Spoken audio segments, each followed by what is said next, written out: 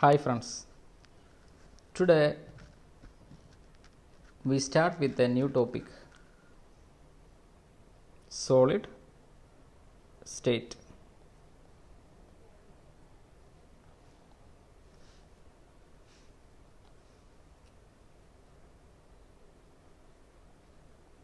Solid state 1.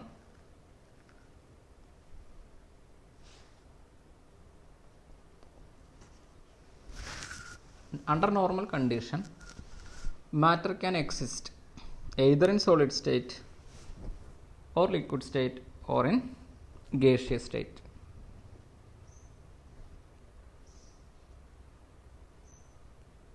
You had your discussion on gaseous state and liquid state in third semester, but now in sixth semester you have details about the solid state. What are the various characteristics of solids, or what or how they differ from gases and liquids? These are solids where particles are very closely packed. They are very rigid. They have fixed shape, volume and mass. Their mass, volume and shape are fixed, and their constituent particles are tightly packed, so they can never be compressed.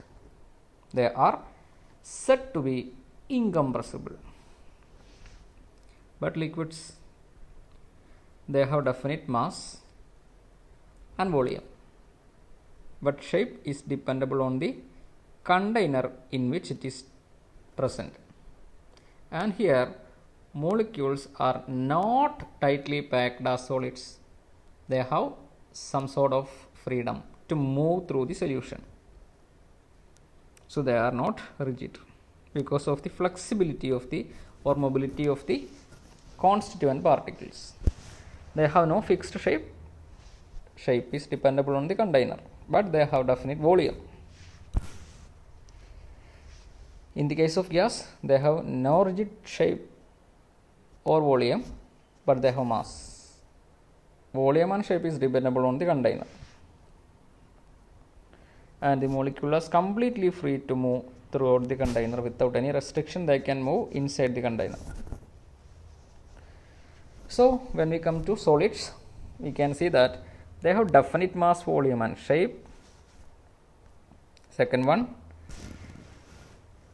constituent particles are very closely packed. That means intermolecular or interparticle distance is very short. Interparticle distance, that particle may be atoms, ions or molecules, whatever it may be. The constituent particles are very close, so the distance between them is very short. As they are very close to each other, definitely they have strong intermolecular force of attraction. It may be ionic, covalent, or some physical interaction can also be there, but they have strong intermolecular forces. The constituent particles remain fixed in their position. They have no freedom to move from one position to another position. That means there is no translational motion. There is no translational motion is possible for constituent particles, but they can oscillate about their mean position. When a Na plus is present here, it can vibrate in that position, or they can oscillate, but it cannot move from here to here. So they have vibrational freedom but no translational freedom. Solids are incompressible and rigid. Why incompressible? They are very closely packed and there is no free space between the constant particles, so they are incompressible. But liquids are compressible to some extent and gases are highly compressible. And because of this close packing, they have high density. These are major characteristics of solids. Characteristics of solids.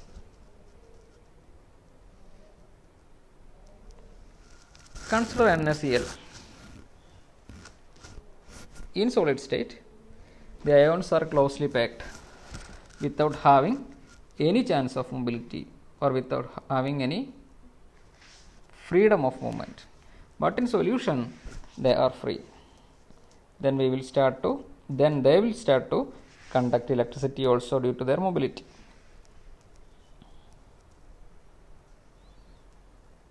Then classification of solids to crystalline and amorphous forms, that also you have studied in your higher secondary classes. How a crystalline compound differ from amorphous compound. How crystalline compounds are differ from amorphous compounds. These are two different classes of solids.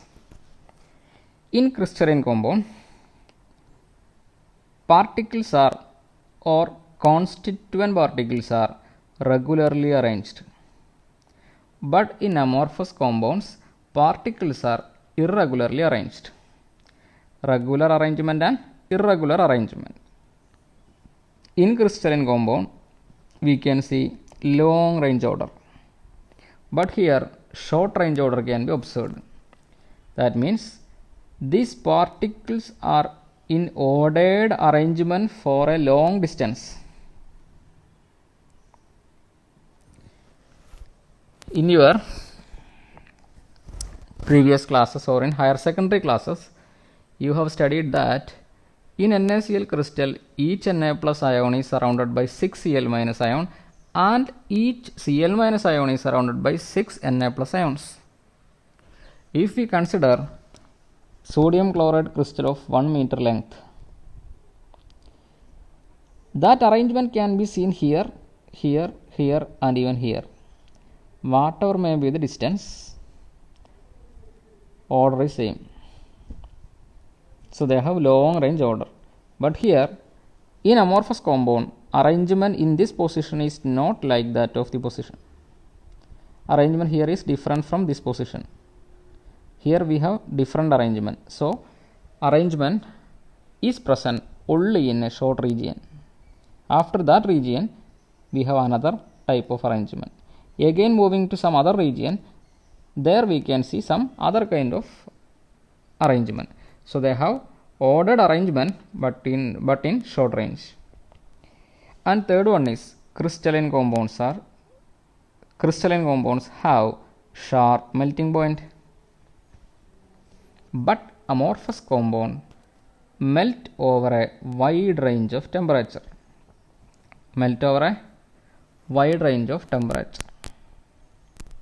How to explain it?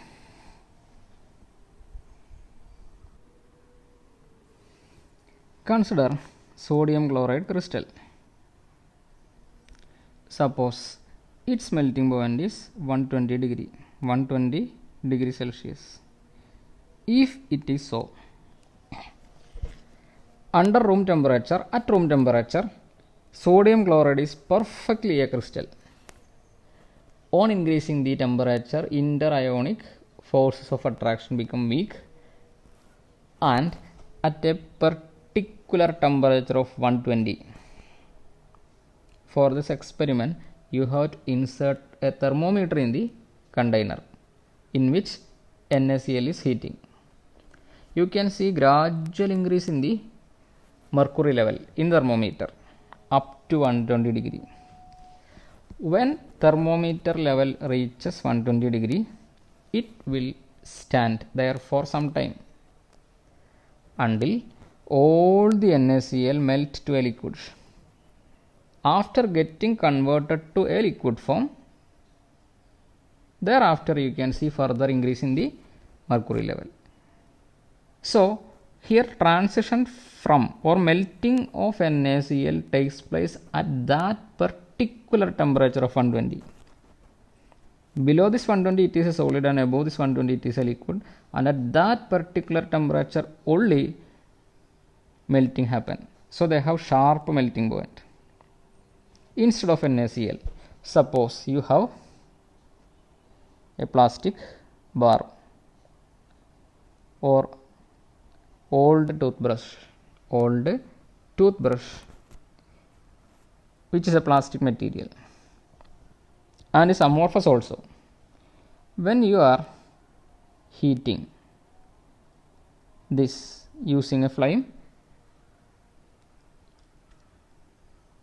at 90 degree, this region slowly tend to be flexible.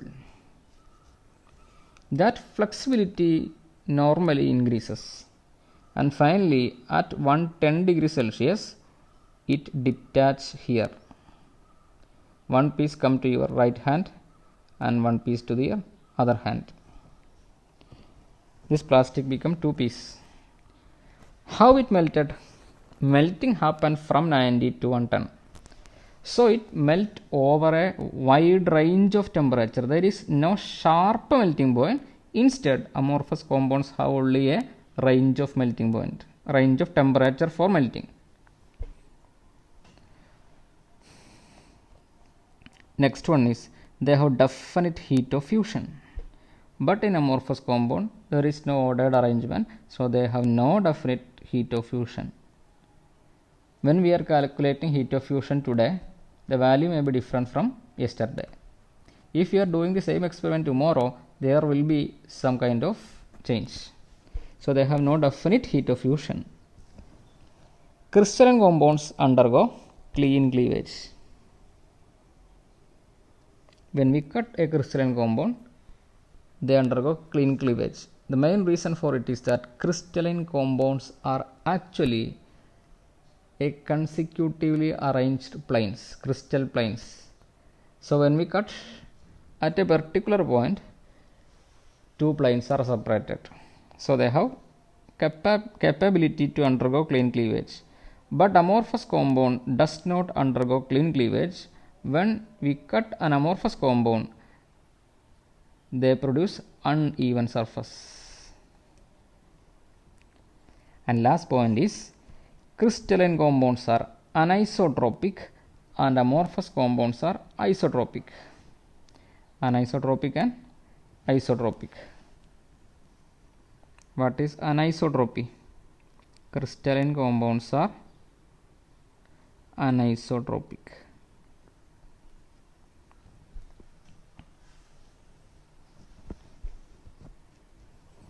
Suppose a compound or crystalline compound is made up of two particles, one cross and one circle. They have regular arrangement like this.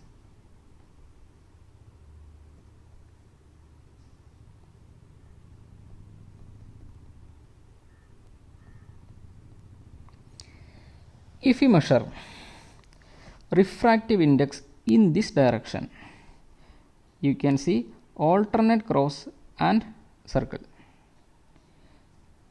If you measure refractive index in this direction, you can see only one kind of particle, that is cross. In this direction, that is only circle. Here you have alternate cross and circle. So they have a regular arrangement in total, but arrangement is different in different direction. So the physical parameters like thermal conductivity, electrical property, dielectric property, refractive index, etc. are totally physical parameters. So the physical parameters like thermal conductivity, electrical conductivity, refractive index, dielectric value, etc. vary with the direction. They are different in different directions. Such property is called anisotropic. Isotropic means same. Iso means the properties are same in all directions. That is a peculiarity of amorphous compound. In amorphous compound, if you measure the property in any direction, we will get same value. But in crystalline compound, we will get different value in different direction. That is why they are said to be anisotropic. While writing in examination, or if you have been asked questions from this topic, You will never write wrong answers by placing anisotropy with amorphous compound and isotropy with crystalline compounds. Anisotropy is the peculiarity of crystalline compound, and isotropy goes to the credit of amorphous solids. These are the major differences between amorphous and crystalline compounds. Now we have to see what is a crystal lattice and unit cell. In any crystal, we have constituent particles. It can be atoms, ions, or molecules. When these constituent particles are arranged, in three dimension, crystal lattice can be formed. Regular arrangement of lattice points in 3D space gives to the formation of crystal lattice. Regular arrangement of lattice point. What is a lattice point? It is the point where a particle can be placed in 3 dimensions, that is called lattice point. As far as concerned with this diagram, this is a lattice point, this is another lattice point, this is another lattice point, this is another one, this is another one. So when these lattice points are arranged in 3 dimensions in a regular manner, we will get a huge structure like this. This is the crystal lattice. The simplest repeating unit that can be separated from that crystal lattice, this is crystal lattice. The simplest unit that can be separated from that crystal lattice is called unit cell. Here you can see that in crystal lattice you can see 8 cubes, 1, 2, 3 behind, 4 behind, 5 in the front of 4 and 6 below the 5 and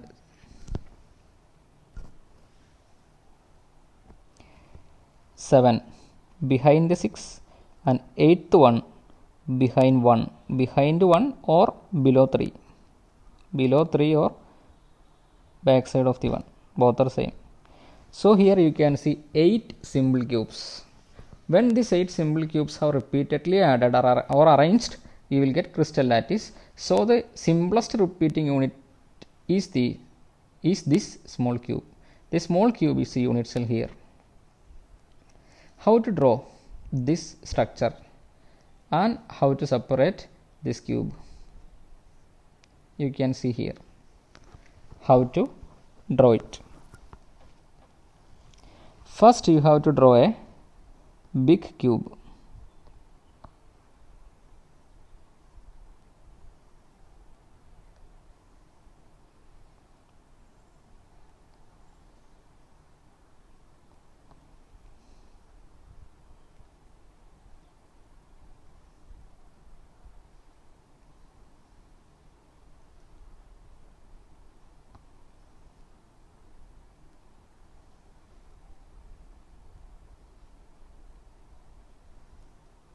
Okay, here you have a big cube. This is this big cube. This big cube we can divide into 8 simple cubes. How is it possible? When this cube is cut once, you will get 2 small cubes. Again cutting, 2 become 4 simple cubes. One more cutting, 4 become 8. So simply 3 cuttings are sufficient to make it 8 cubes. 2 vertical cutting and 1 horizontal cutting. 2 vertical, 1 horizontal. You have to see it. Vertical cutting.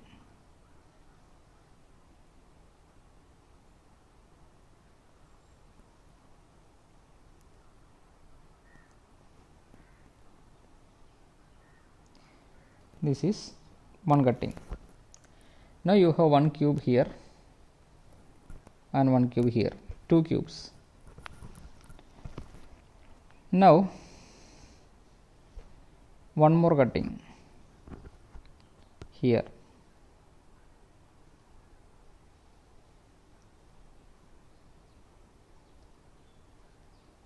Now totally 4 cubes can be seen. 1, 2, 3, 4. 1, 2, 3, 4. Now you have to one horizontal cutting also, that you can do like this.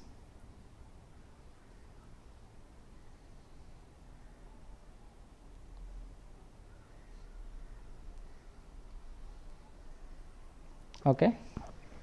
Now you have 4 cubes in the upper half and 4 cubes in the lower half. 1,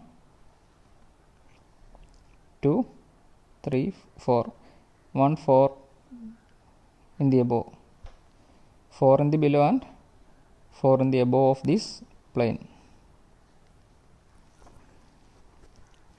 Even now this picture is incomplete. 3 more lines you have to draw here. From the center of the top face, you have to draw to center of the bottom face. This line from here to here. Next from here to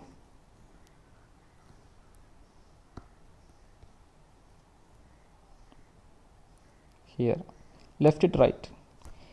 Then last line is more important. It is from front center to back center. Front center to back center. Now you are getting 8 cubes like this.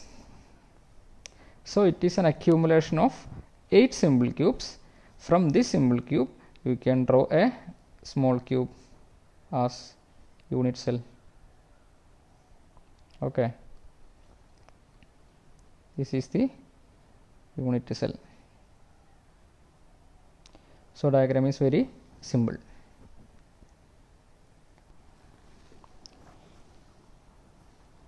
Now we have completed the comparison of solids, liquid and gases at first, then comparison of crystalline and amorphous compounds, and finally we have discussed crystal lattice and unit cells, how they differ with each other. Thank you.